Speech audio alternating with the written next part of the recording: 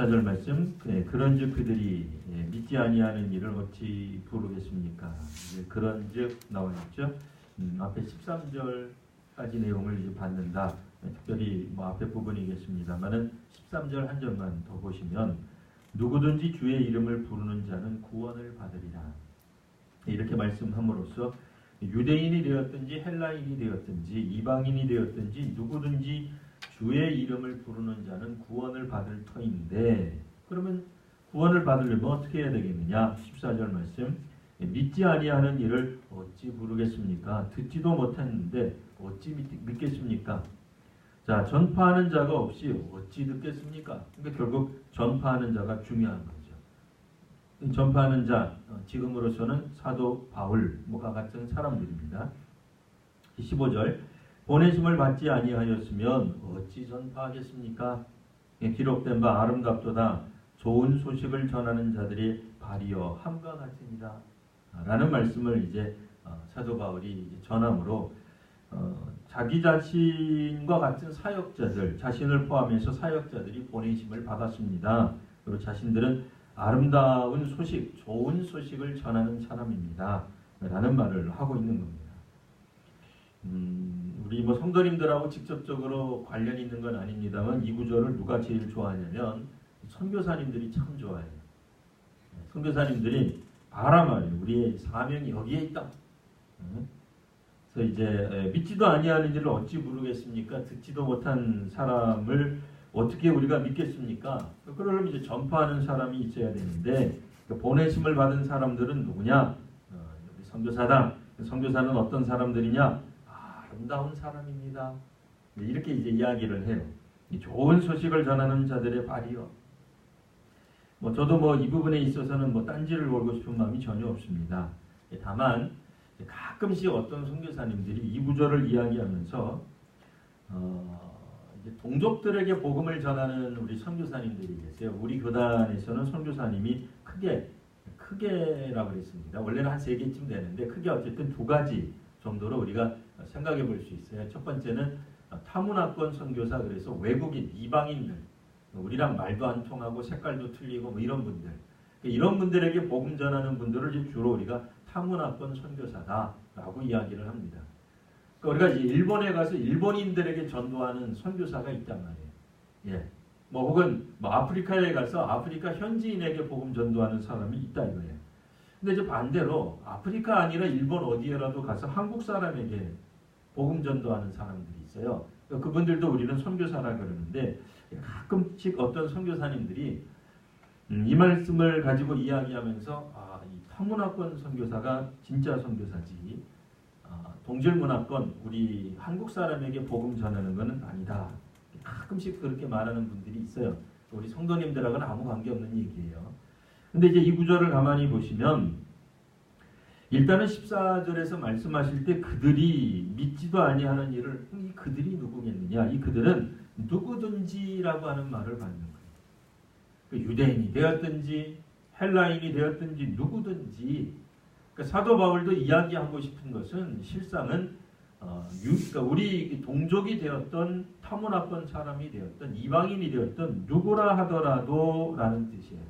어떤 사람이라도 우리가 전하는 사람이 있어야 됩니다. 그럼 이 전한다고 하는 것은 뭐냐? 15절에 보시면 보내심을 받지 아니하였으면, 보내심을 받은 사람이 누구냐? 좋은 소식을 전하는 자들. 근데 이제 우리 성경 가만히 보시면 15절 아름답도다의 디귿이 있어요. 디귿 찾으셨어요? 아름답도다 옆에 아자 옆에 거긴 비읍으로 있어요? 성경마다 좀 틀리네. 저는 이제 디귿으로 되어 있는데 그 비읍이신 분은 비읍 쭉 내려가시면 뭐가 나와요? 15절에 그 아름답도다 할 때 그 아름답도가 이사야서 52장 7절 이렇게 나와 있어요.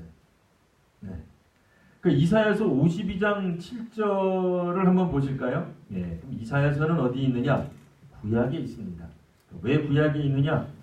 구약 성경 이름 중에 하나가 이사야서라서 구약에 가 있는 거예요. 자, 구약 몇 페이지에 있느냐면 제가 가진 성경으로는 1032면에 있어요. 이 1032면에 보면 7절 말씀 보시면 자, 이 아름답도다 이 좋은 소식을 전하는 자들의 발이여라고 했는데 이 좋은 소식의 내용이 뭐게 있느냐?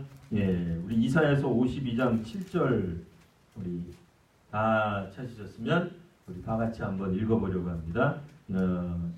제가 가진 성경 1032면에 있는 이사야 52장 7절 말씀입니다.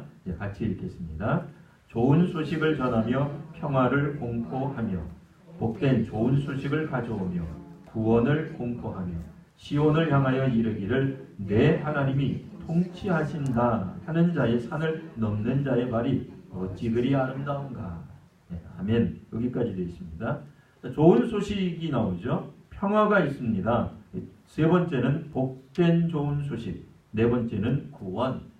다 같은 내용이에요. 이걸 이제 한마디로 요약하면은 뭐겠느냐? 이게 어떻게 보면 이제 전쟁 같은 곳이에요. 전쟁 상황 같은 데서 하나님이 우리에게 구원을 주신다는 거. 이사야서의 배경을 놓고 본다면은 이제 이스라엘이 이제 다른 나라에 의해서 패망하게 되었는데 그 패망으로부터 우리를 구원해 주신다는 거예요. 자, 그래서 좋은 소식이란 뭐냐? 해방되는 걸 말해요. 하나님이 대신 나가서 싸워주셔서 우리의 대적들, 원수들과 싸워서 이겨주시는 거예요. 되게 전쟁터에서 이제 뭐 적군을 이겼다. 그럼 왕이 오기 전에 누가 와요? 전령이 먼저 옵니다. 전령이 쫓아오죠. 먼저 나가오죠. 와가지고는 성에서 기다리는 백성들에게 왕이 이번에 이겼습니다. 뭐 아무개 장군이 나가서 이겼습니다. 라고 하는 좋은 소식을 알려주는 거예요. 그러면 그 다음에 누가 오겠어요? 만약 왕이 이번에 전투에서 이겼습니다. 그럼 누가 오시죠? 왕이 오시겠죠. 네. 만약 아무개 이 장군이 나가서 이겼습니다. 그럼 누가 온다는 거예요? 장군이 승전한 장군만 오는 건 아니죠. 군사들도 같이 오겠습니다만 기본적으로 장군이 오겠죠. 그런 것처럼 7절 말씀에도 가만히 보시면 시온을 향하여 말을 하기를 시온 뭐 예루살렘이라고 말을 해도 되고 뭐 이스라엘 전체를 말씀해도 되고 뭐 여하튼 뭐 시온을 향하여 말을 하기를 내 하나님이 통치하신다. 그러니까 지금은 하나님이 아닌 다른 존재가 통치한다는 거예요. 그러니까 고통스러운 거죠. 괴롭죠.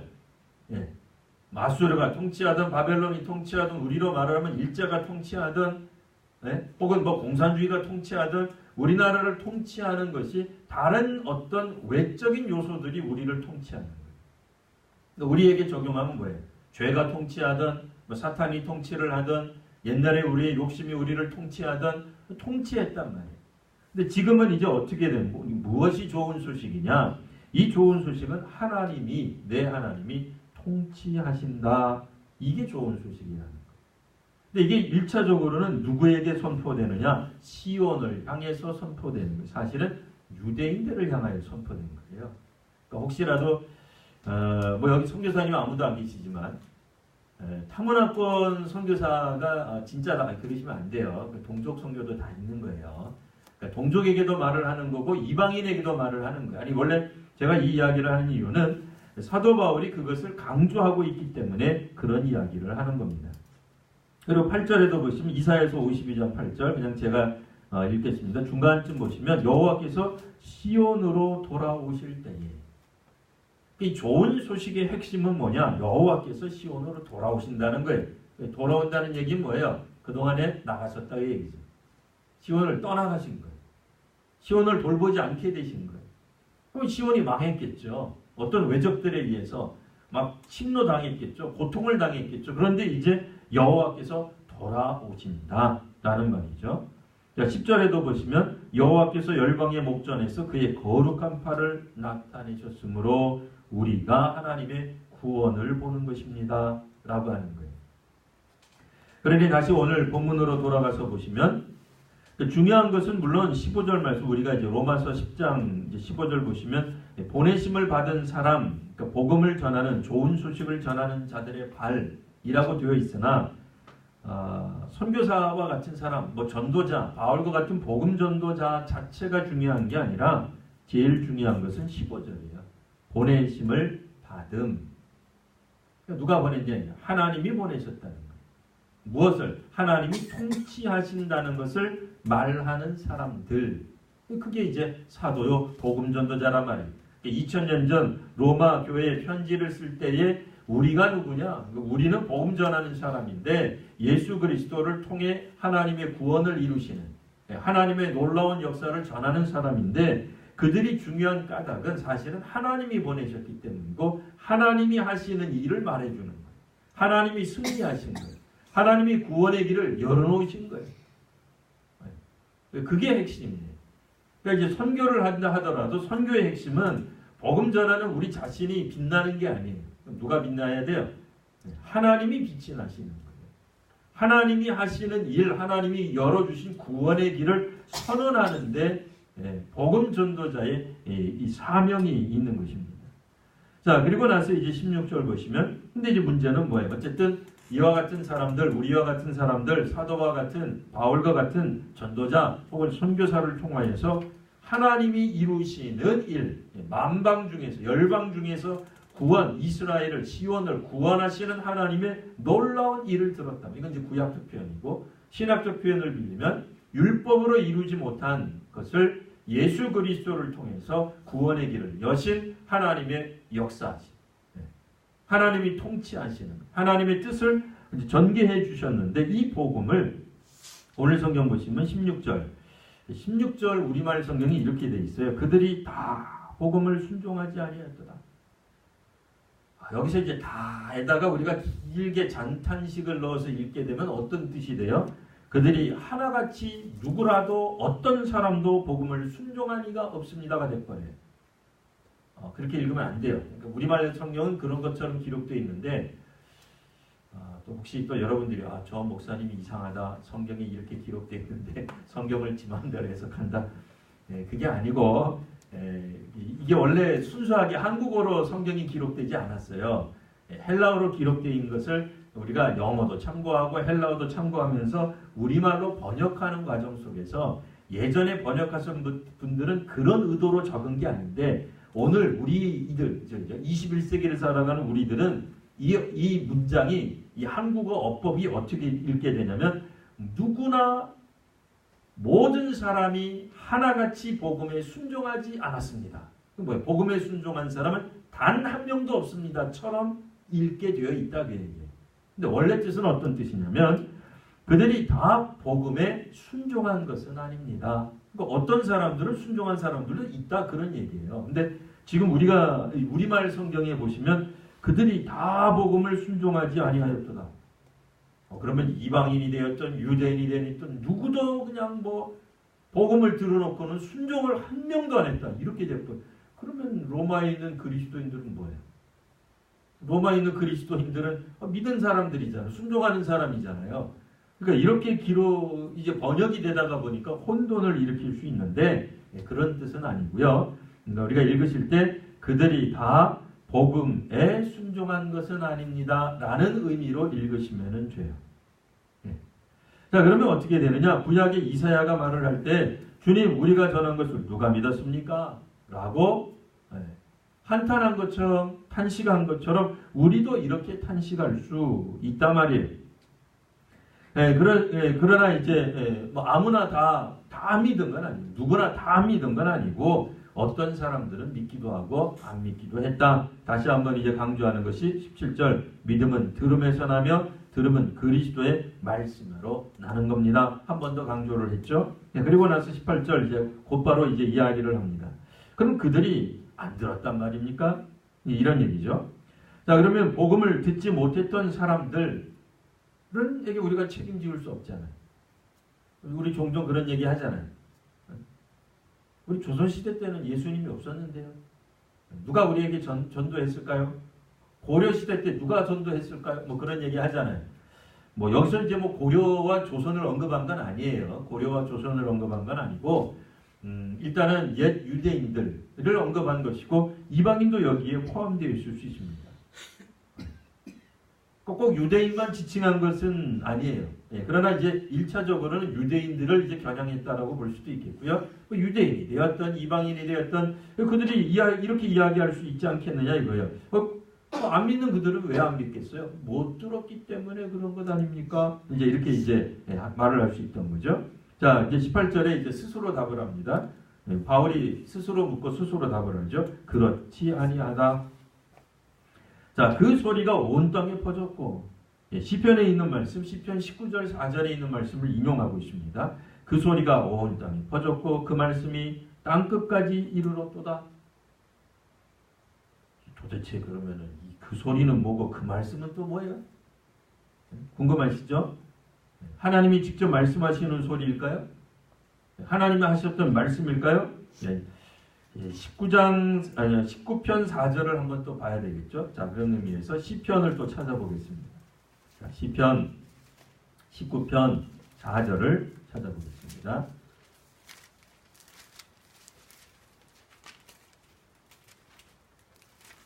네, 제가 가진 성경으로는 815면에 있습니다.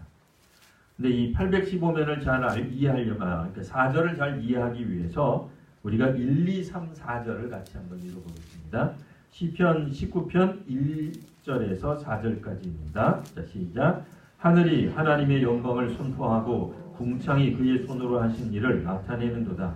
날은 날에게 말하고 밤은 밤에게 지식을 전하니 언어도 없고 말씀도 없으며 들리는 소리도 없으나 그의 소리가 온 땅에 통하고 그의 말씀이 세상 끝까지 이루도다. 하나님이 해를 위하여 하늘에 장막을 베푸셨도다. 아멘. 이 말은 뭐겠어요? 하나님의 영광을 선포하는 주체가 하늘이에요. 궁창이에요. 하늘과 궁창이 하나님의 영광을 다 선포했어요. 날이 날에게도 말을 했어요. 날이 좀 표현이 이상하죠? 그러니까 해가 해에게 이야기하는 거예요. 해가 해한테 어떻게 얘기하는지 잘 모르겠어요. 저도 날이 날에게 어떻게 얘기하는지 모르겠어요. 그러니까 1일자 날이 2일자 날에게 얘기해 주는 거예요. 1일자 날이 말이 좀 표현이 이상한데 너희 하나님의 영광 들어봤어? 아침에 하나님의 영광이 쫙 펼쳐지는 거예요. 그 다음날 아침에 해가 떠오르면서 마치 그 날이 앞전에 날이 말했던 것처럼. 근데 사실은 우리가 그렇게 느끼겠죠. 오늘도 태양이 떠오르면 우리는 그걸 보면서 하나님 솜씨를 보는 거예요. 2017년에 우리가 동토오르는 정초의 해를 바라보면서 작심한 게 아니에요. 마음을 탁 품는 게 아니에요. 그냥 2018년에도 똑같은 감정을 느껴요. 그렇잖아요. 백두산에서만 느끼겠어요? 한라산에서 느낄 수 있는 거예요. 어디서나 느낄 수 있는 거예요. 그런 것처럼 밤은 밤에게 계속 지식을 전해요. 오고 가는 수많은 세대, 오고 가는 수많은 이 땅의 역사들이, 역사 속에서 일어난 모든 피조물들이, 자연계가 하나님의 영광을 말해주는 거예요. 우리와 같은 언어와 우리와 같은 말은 없어요. 하지만 그 소리, 그 말씀이 계속 전파되었다. 그래서 온 땅에 퍼졌고 땅 끝까지 이르렀다. 어떻게 보면 뭐예요? 우리가 자연 만물을 보면 거기서 하나님을 선포하는 것을, 하나님의 뜻을 말하는 것을, 하나님의 영광을 찬미하는 것을 우리가 알 수 있다. 그러니 그들이 몰랐다, 못 들었다, 그렇게 말할 수 없다. 그 다음에 19절 또 말을 하기를, 자, 그럼 이스라엘이 알지 못했단 말이야. 이번에 이제 아예 유대인을 겨냥해서 이야기하는 거죠. 자, 그들이 그러면은 듣지 못했느냐? 아까 말했던 18절 말씀은 마치 이방인을 향해서 말하는 것 같지만 어쨌든 이방인도 될 수 있고 유대인도 될 수 있어요. 자, 이번에는 이제 19절에서는 이스라엘. 자, 이스라엘이 그럼 알지 못했단 말이냐? 그래서 하나님을 안 믿고 안 따랐다는 얘기냐? 그래서 순종 안 했다는 얘기냐? 자, 먼저 이제 모세가 말을 했고 두 번째는 이사야가 말을 했다. 그러니까 두 가지 이제 이야기를 이제 예를 듭니다. 먼저 모세가 먼저 말을 하기를 이제 하나님이 하신 말씀을 이제 대신 증거하는 거죠. 어떤 상황에서 이런 말씀을 하는 거냐면 이들이 기본적으로 하나님의 말씀에 순종하지 않아요. 우상 숭배를 해버려요. 그러니 하나님이 이제 그 신명기 상황에서 나오는 건데 우상 숭배를 하자 이스라엘 백성들이 우상 숭배로 말미암아 하나님을 노엽게 합니다.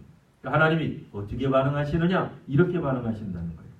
자, 내가 백성 아닌 자로서 너희를 시기하게 하겠고 미련한 백성으로 너희를 노엽게 하리라. 이게 뭐였어요? 백성 아닌 자, 이방인을 말해요.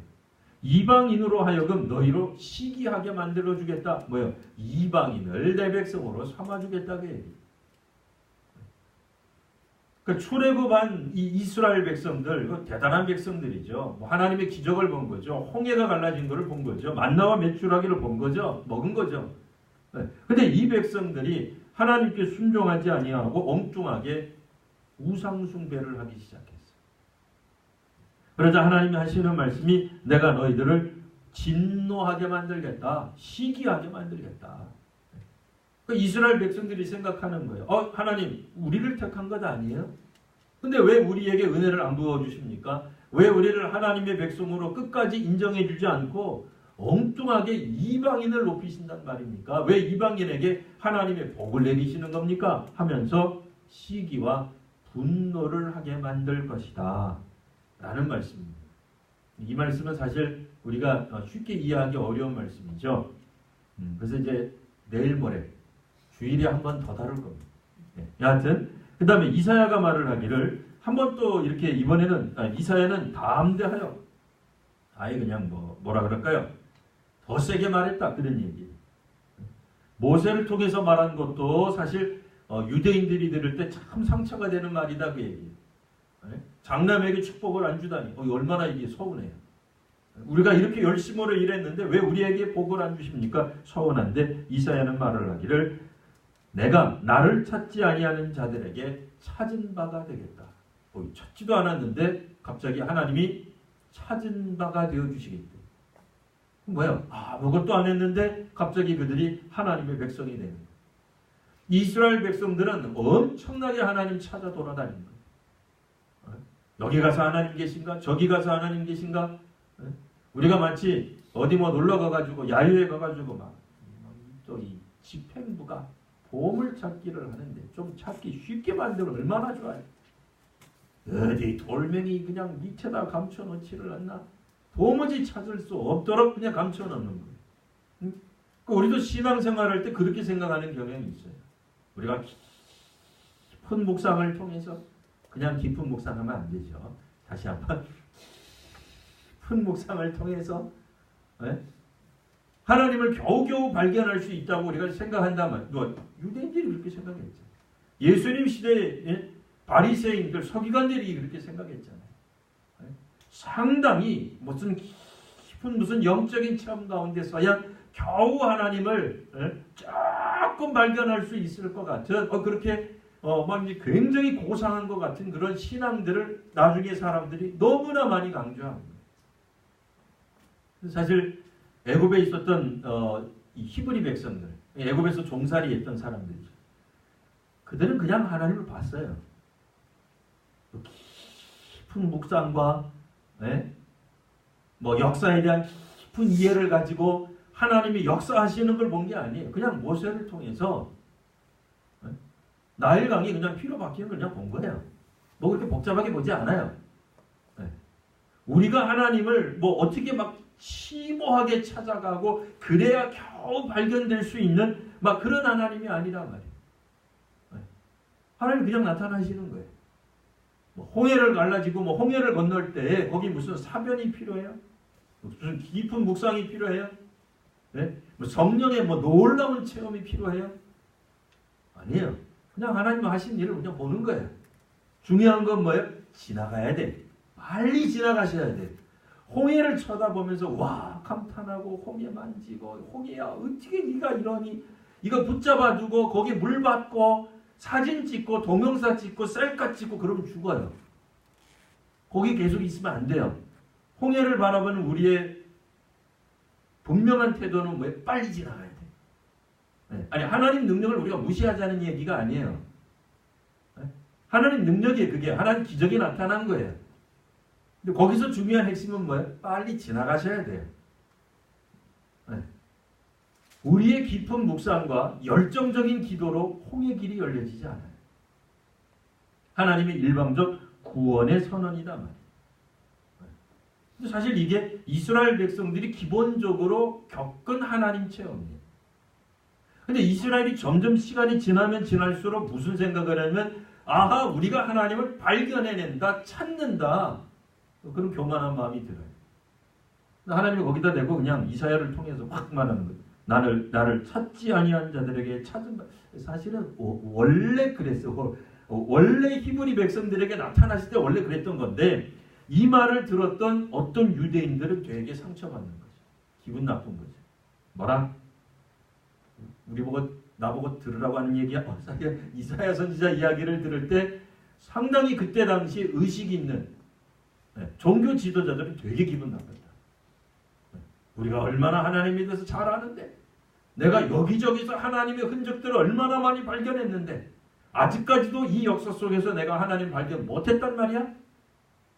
이사야, 너만 영성이 뛰어나니? 나도 뛰어나라고 예루살렘 중심의 종교 지도자들, 그리고 그 종교 지도자들을 철석같이 믿었던 유대인들에게 선언하는 내용이에요. 그리고 그들은 잘못된 시각으로 하나님을 바라봤거든요. 그들에게 뭐를 말해요? 사실은 히브리 백성들에게 맨 처음에 그러셨던 건데, 어쨌든 나를 찾지 아니한 자들에게 찾은 바가 되었다. 그리고 내게 묻지 아니하는 자들에게 내가 나타났다. 사실 원래 하나님 역사가 그랬어요. 사실은. 그러니까 원래 곰곰이 다시 한번 생각해보면 원래 그랬던 거예요. 언제 아브라함이 하나님 저한테 아들을 주시옵소서, 친아들을 주실 줄 믿습니다. 사라와의 관계 속에서 이 제대로 된 이 아들을 주셔야 됩니다. 이렇게 언제 강조했냐 말이에요. 하나님이 지나가다가 하나님의 사람을 보내서 내는 이맘때 네가 아들을 낳을 거다. 그러니까 갑자기 다들 뒷골져봤잖아요. 아이고 하나님 왜 그러십니까? 내 나이가 몇인데 무슨 말씀을 하시는 겁니까? 라고 이야기를 한 거죠. 사실 하나님의 구원, 하나님의 은혜라고 하는 것은 우리가 찾아내서 찾아지는 게 아닙니다. 사실은 상상도 못한 거예요. 구하지도 못했어요. 원하는 바가 없었다라기보다는 원할 자격도 없었겠지, 아예 상상도 못하는 거예요. 근데 그런 것들은 기본적으로 뭔가 일어나지 않을 거라고 이미 마음을 닫아놓은 상태예요. 그러니 구하지도 않죠. 그런데 하나님 주시는 거예요. 그러니까 놀랍죠. 하나님의 주권이 강조되는 거죠. 우리가 막 찾아내고 간구하고 끄집어내고, 어떤 이들이 가끔씩 기도 중에 사용하는 것처럼 하늘 보좌를 흔들고 우리의 기도로, 여러분 하늘 보좌를 흔드시면 안 됩니다. 흔드시지 마세요. 흔들려지지도 않아요. 하늘 보좌가 왜 흔들리겠어요? 근데 무슨 말인지는 알아요. 근데 하나님이 우리 기도를 안 들어주시니까 흔드시지 마세요. 하나님 우리 기도를 다 들으십니다. 이 말에 무슨 의미인지 잘 아시면 돼요. 그러니까 제가 드리는 말씀은 간절히 기도하지 말라는 뜻이 아니라, 우리가 마치 하나님이 귀를 닫고 계신데 하나님의 귀를 열게 하고, 하나님이 안 보시는데 못 보시는데 하나님을 보게 하고, 그렇게 말씀하시면 안 된다 그 얘기예요. 하나님은 우리가 간구하기 전에 미리 알고 계세요. 우리의 필요가 무엇인지 이미 알고 계신단 말이에요. 그렇게 고백하는 게 신앙 고백이지, 자칫 우리의 기도의 의, 우리의 신앙의 의, 우리의 능력의 의를 자랑하다가 보면 뭔가 좀 이 선후가 막 뒤바뀌게 되는 거예요. 아까도 제가 그런 논조로 말씀드렸잖아요. 관점에서. 선교사가 물론 필요해요. 전도자가 필요해요. 복음 전도자가 반드시 있어야 돼요. 그래야 이 땅에 믿는 사람들 혹은 믿었던 사람들 혹은 안 믿는 사람 누구에게든지 복음을 증거할 수 있을 거예요. 그러나 중요한 건 뭐예요? 그들이 전하는 핵심은 하나님이 통치하십니다. 그리고 우리는 그 하나님으로부터 보내심을 받은 자예요. 하나님이 보내시니까 간 것뿐이에요. 전도자가 필요해. 전도자가 우대를 받아야 돼. 그게 아니에요. 그럼에도 우리 인간적 차원에서 보면 전도자가 없으면 당연히 안 되겠죠. 그러나 그 허를 찌르는 말이 그 다음에 나왔죠. 그 소리가 온 땅에 퍼졌고 그 말씀이 땅 끝까지 이르러졌어. 누구를 통해서? 하늘을 통해서, 궁창을 통해서, 나를 통해서, 밤을 통해서도 하나님이 하나님의 위대하심을 드러내고 있었다. 그러니까 그들도 하나님의 영광을 선포한 거예요. 하나님이 하신 일을 증언한 거예요. 그러니까 우리도, 우리 피조물 중에 우리도 증언하는 게 그렇게 대단한 건 아니다 그 얘기예요. 아니 하지 말자 그 뜻이 아니에요. 가치 없다는 뜻은 아니에요. 스스로 생각하기에 내가 정말 대단한 일을 하고 있는 거지 라고는 생각하지 않는다 그 얘기예요. 그럼에도 사도 바울이 이 이야기를 계속하고 있는 거예요. 왜요? 새로운 하나님의 계시이기 때문에 그래요. 그 이전에 유대인들이 잘 몰랐던 일이기 때문에 그래요. 이방인들이 잘 몰랐던 일이기 때문에 그래요. 이미 여러 차례 이 로마서를 저의 설교를 들으신 분들은 혹시 이런 질문이 생겼을 수도 있어요. 그 로마서가 이렇게까지 실상은 로마에 있는 유대인 그리스도인들을 겨냥한 것이냐. 물론 이방인 그리스도인들도 있어요. 유대인 그리스도인들에게 이렇게 겨냥한 것이냐? 맞아요. 나중에 우리가 성경 뒤에 이제 미리 예고를 드리는 거예요. 미리 나중에 뒤를 한참 가보시다 보면 믿음이 강한 자가 믿음이 약한 자를 돌본다는 말씀입니다. 네. 여러분 우리 중에 혹시 믿음이 강하신 분 계세요? 믿음이 약한 자를 어떻게 해줘야 돼요? 감싸주셔야 돼요. 네.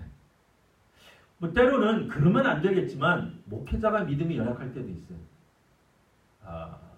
매번 그렇다는 게 아니라 어떤 특정한 부분에 있어서 목회자가 믿음이 굉장히 형편없는 믿음을 보여줄 때도 있죠. 근데 그거를 우리가 딱 눈치를 챘어요. 눈치를 채는 사람은 보통 누가 눈치채죠? 믿음이 강한 사람이 눈치를 채요. 아이들의 실수는 누가 눈치채요?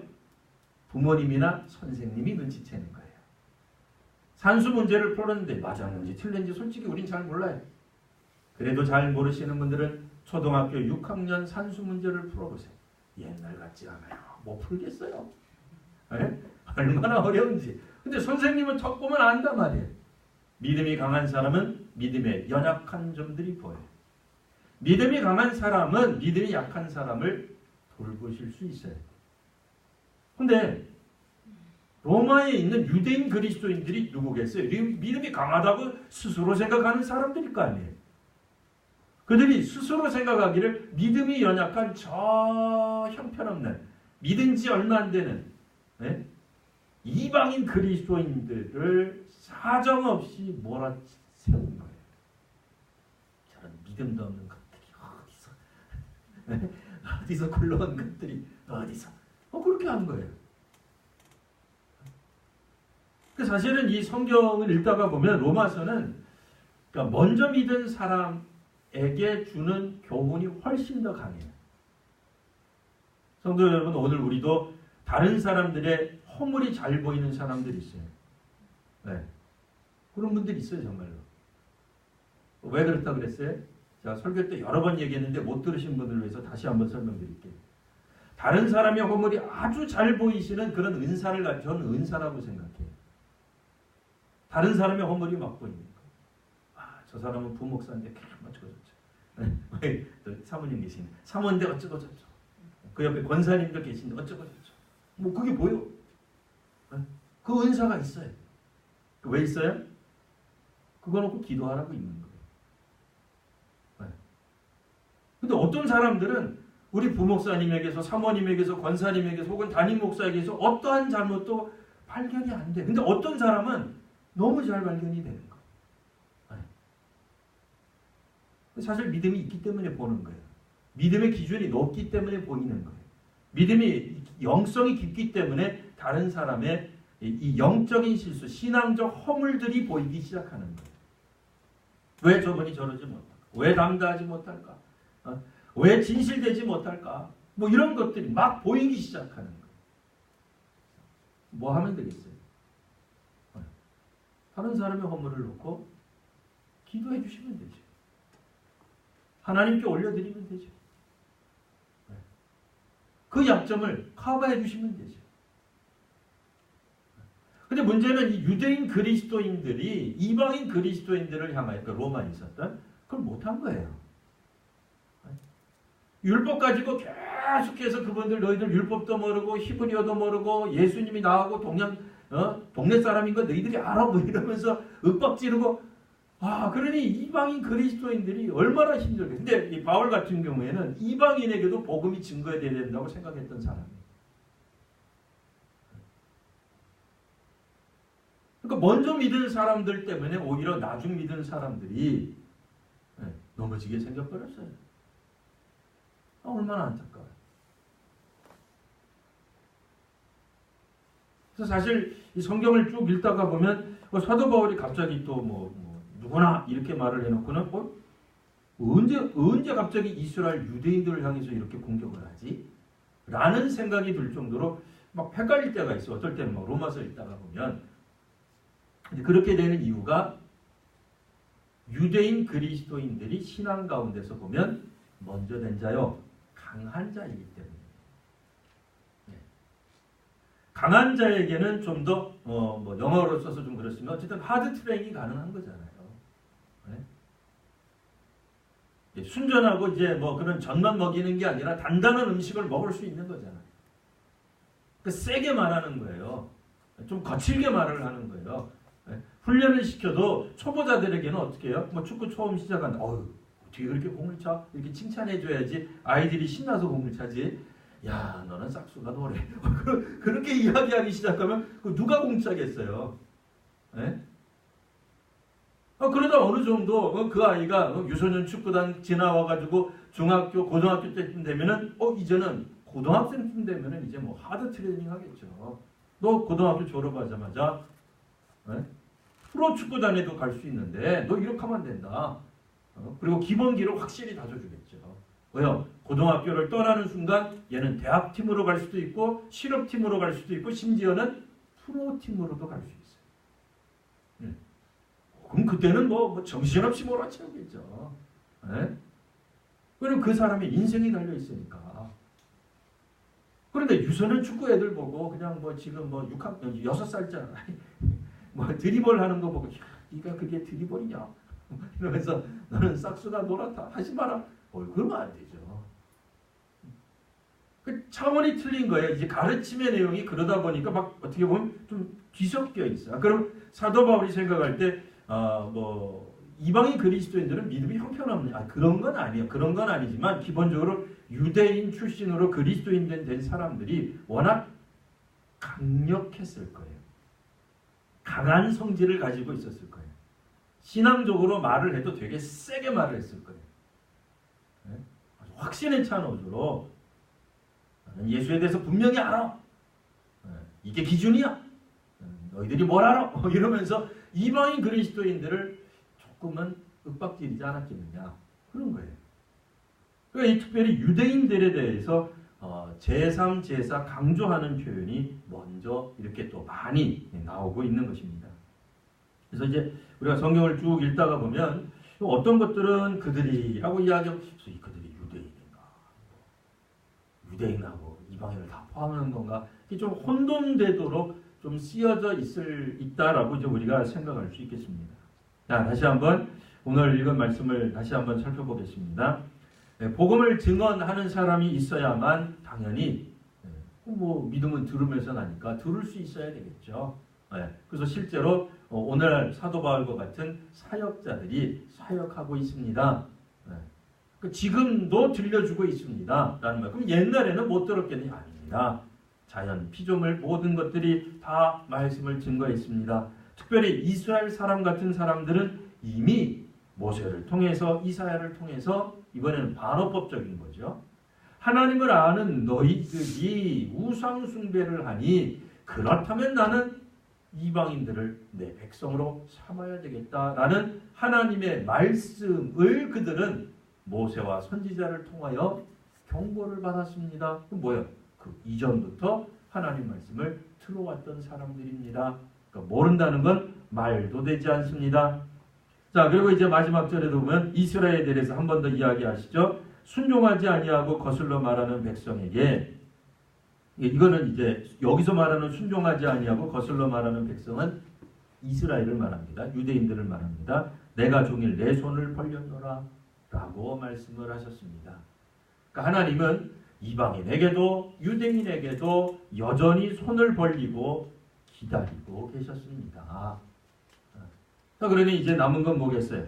남은 건 이제 누구라도 들었으면 이제라도 결단하면 되는 것 아니겠습니까? 라는 말이 이제 나와야 될 터인데, 이제 그 다음 구절 이제 11장부터는 조금 더 다시 한번 이제 주께서 이제 이스라엘 백성들 가운데서 과연 이스라엘이 그러면 하나님의 구원에서 완전히 탈락된 것인가?